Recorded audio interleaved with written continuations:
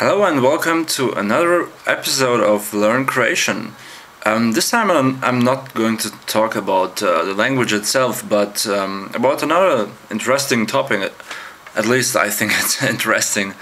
I noticed that I have a couple of Australian viewers every month, and especially viewers of the Learn Croatian episode. And according to my latest informations, there are about 150,000 Croats over there.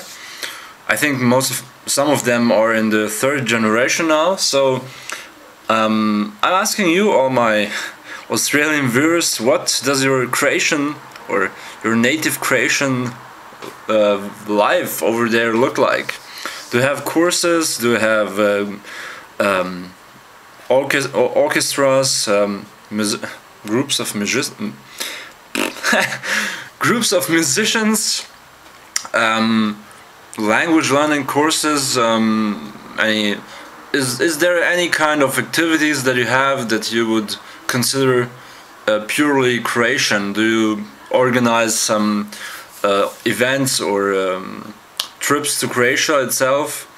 Tell me everything that's connected to Croatian life in Australia.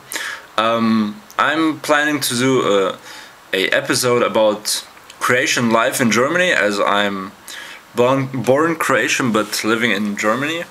So please tell me everything that you know about it, and thanks for watching.